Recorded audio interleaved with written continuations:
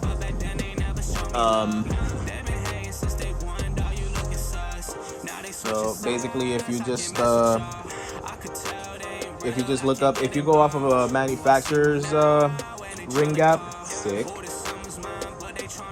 If you go off of a manufacturer's ring gap, what we ended up going through is that basically John hit me up and he was telling me that he was measuring out the ring gap to the manufacturer's specs, and his pistons were a lot smaller. The manufacturer spec gap was bigger, or the gap on the rings themselves was bigger? The top ring was...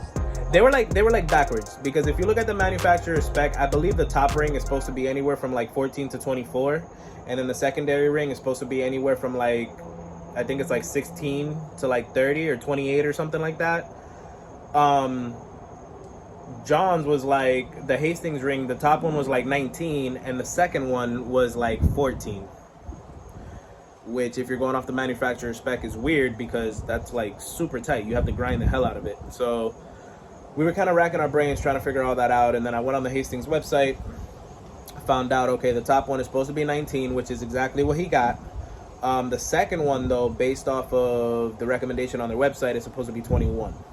And the way that they calculate that is you basically take your bore, you multiply that by 0.06, which is what they recommend for forced induction at the amount of pounds that this engine is going to see.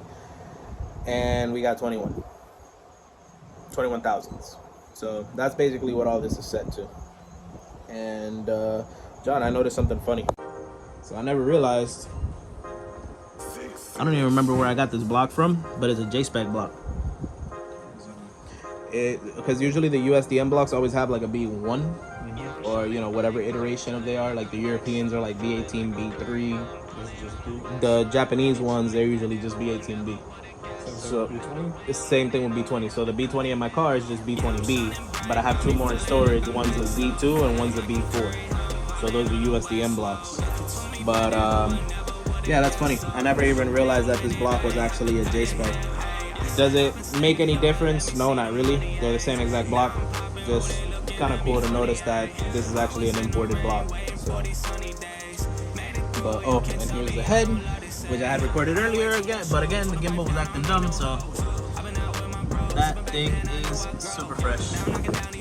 Valve seals were done, the valves were grinded, everything was super cleaned up, ports were cleaned up.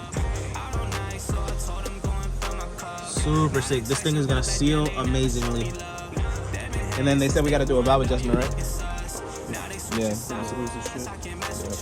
Yep. So, did you find the hex thingy for that or not? You don't have the right size for it?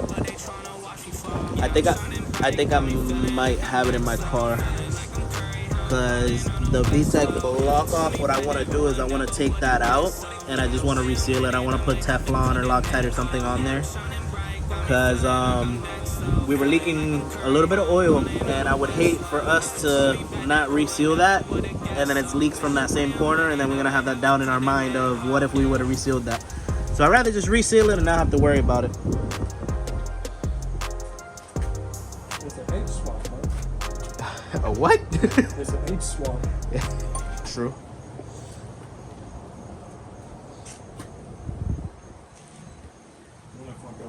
Nothing. Just looking. You sure? Yep. Looks good.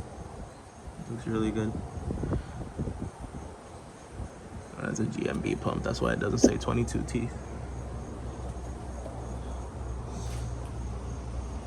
Alright, cool. So let's go ahead and take that block off thingy out and reseal it after I take a sip of my beer, and we'll be back.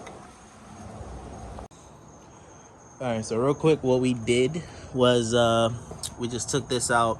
If you guys aren't familiar with like Lsvtecs and stuff like that, you basically have to tap the VTEC return here, because obviously since it's not a VTEC block, this is going to end up just falling right on top of the block, and you're going to end up with an oil leak. So just to be on the safe side, we pulled that out. We put some Teflon tape and just a little tiny bit of silicone, and that way we just make sure that we don't have any oil leaking from there.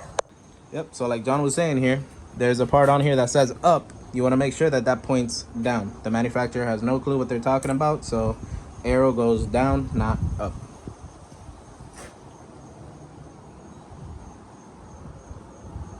John, it's backwards. It's supposed to say PU, not UP. I'm sorry, sir.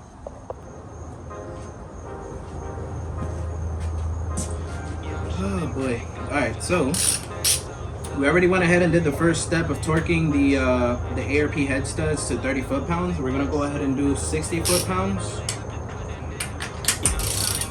The final torque stud is gonna be 80 foot-pounds. And one of the things that I like to do is after you torque every single one of these bolts, you want to go over every single one again. So basically, once you get to the last bolt, before you change your torque spec, you want to start in the middle again, because what happens is the head kind of starts bowing out like this. So when you torque the middle, it kind of seats it down, but then as you start getting towards the edges, the head kind of starts doing one of these numbers. So you gotta kind of start at the middle again and just make sure you get everything nice and flat, and the head gasket is basically, what you want to do is you gotta want to start pressing the head gasket evenly from the middle outwards, and that's one of the steps that a lot of people kind of miss. And when you go from 30 pounds from here, you go 30, 30, 30, 30, 30, etc. And then you don't double check here, this part isn't as flat as this part is, because this will start pushing the gasket down even further just because of the tensile strength of the actual metals and everything stretching. So then when you do this one to 60, you do it to 60 foot-pounds, but it's the same thing. As you go towards the edge, it starts to bend. So really this ends up not being at 60, it ends up being at like 53, 54, whatever. So by the time you get done torquing this and you put this in your car and you go through a few heat cycles, especially like in this case, this car is going to be on boost. You go through a few heat cycles, you put it into boost, and you do all that. You get coolant and oil and everything running through it. The motor could last a bit, but after a while of it being on boost, the boost is going to start trying to lift the head, which is the whole point of the ARP studs. And the weakest link is going to be in the middle, which is, if you guys notice, a lot of the times when people start complaining about having leaks in the motors and stuff like that, it's usually the two middle cylinders. It'll be like cylinder 2 and cylinder 3. They'll either start getting coolant passing in, they'll start seeing white smoke coming out of the exhaust, or if they check their compression numbers, usually 9 times out of 10 between 2 and 3, it's usually cylinder 3 for whatever reason.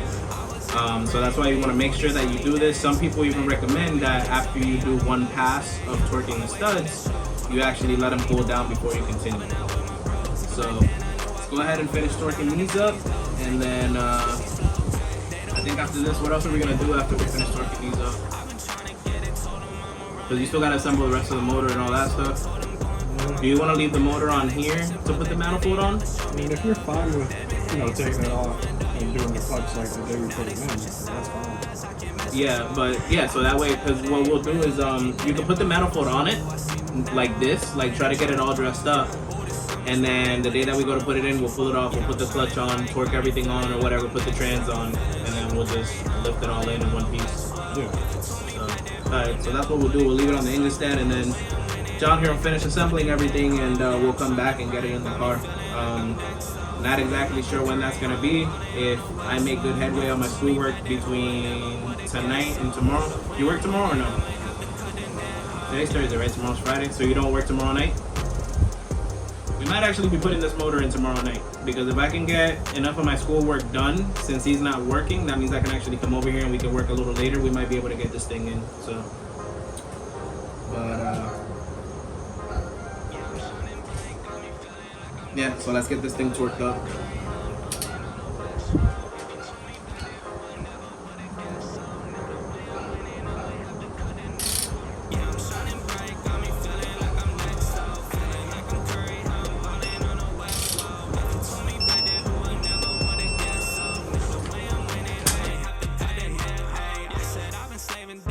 See the money, ayy. Now I'm popping, ooh, they looking at me funny, ayy.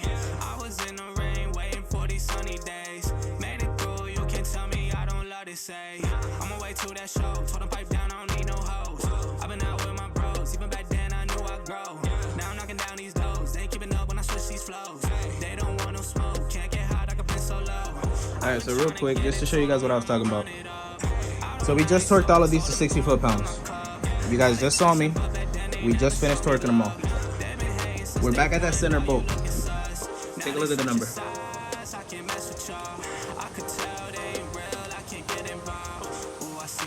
The bolt, I'm turning the wrench right now.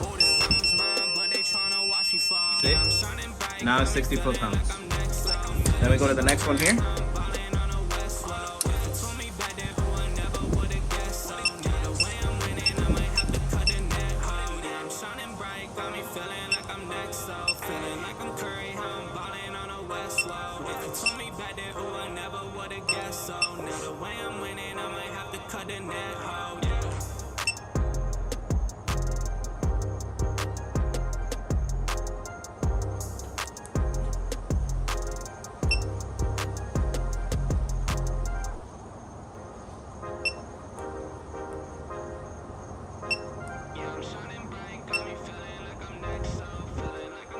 Alright, so we're at the second bolt now. Okay, it's feeling tight, feeling tight, feeling tight. Look at that. Starting to turn at 48 foot-pounds. So we torqued it to 60 foot-pounds, but as we made our way out, it started to loosen up. And there we go, 60 foot-pounds. Let's go to the next one.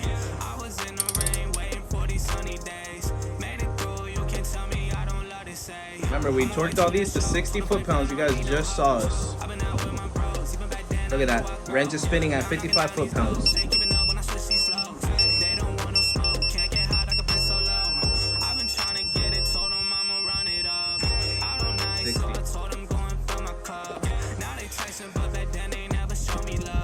And that's why it's so important that when you're torquing these, you take your time, you double check everything, and always from middle to end, after every single pass, I don't even check it just twice. I go over it a third time. After I go back over and I make sure that everything is the spec that it needs to be, as soon as I get to number 10, I go right back to number 1. And guess what? A bunch of times when I've done that, number 1 and number 2 are still out of spec.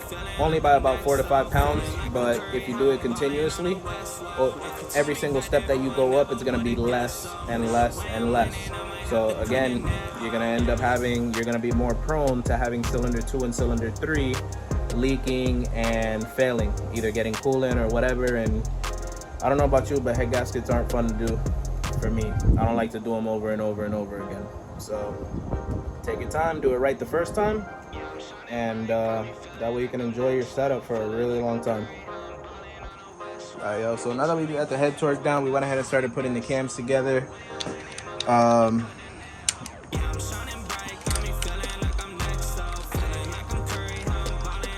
Just run these down. Is it working?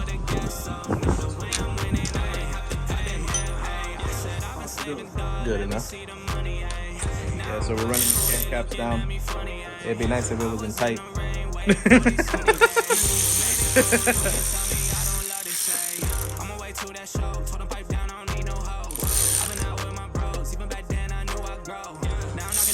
So these, a lot of people usually like to just hand tighten them.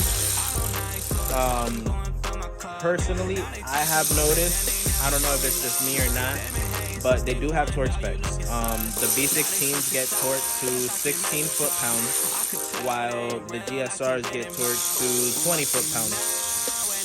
I don't really know what the difference is, why one gets torqued more or less than the other.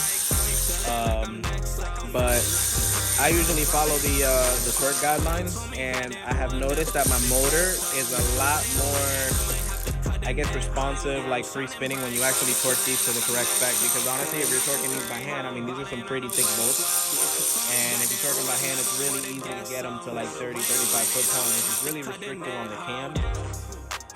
Yeah, these are 10s, which that's a 13. Because that was the one that you replaced, remember? You were just telling me. But yeah, so when you torque these by hand, you can accidentally torque them to like 25, 30 foot-pounds, which is really restrictive on the cam. And I'm pretty sure y'all have noticed, if you've tried to buy cams from other people like secondhand, that they have a lot of scoring and stuff like that.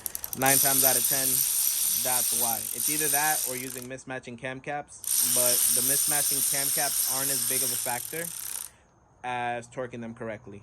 I've used mismatching cam caps a bunch of times, in particular when I use like B16B cams, which is the EK9 Civic Type R cams on like GSR heads or like on B16 heads, with the heads cam caps. And as long as everything is torqued down correctly, I've never really had an issue. But yeah, so yeah, make sure these get torqued down to their spec, and trust me, your motor will thank you for it.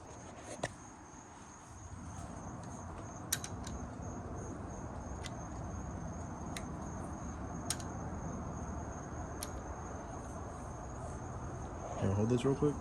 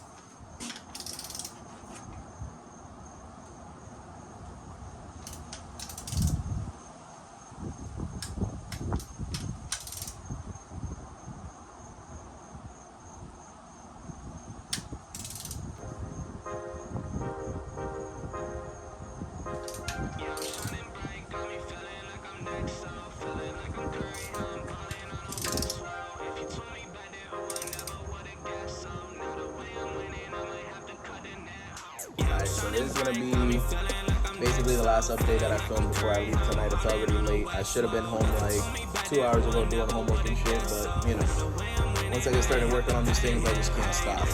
But so here's where we got to. So the motor's all timed.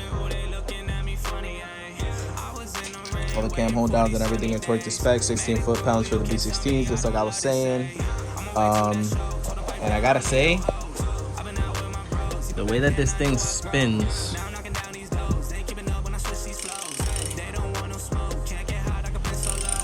I've been trying to get it, told them I'ma run it up. Out all night, so I told them go and fill my cup. Now they texting, but back then they never showed me love. They been hating since day one, dog, you looking sus. Now they switching sides, I can't mess with y'all.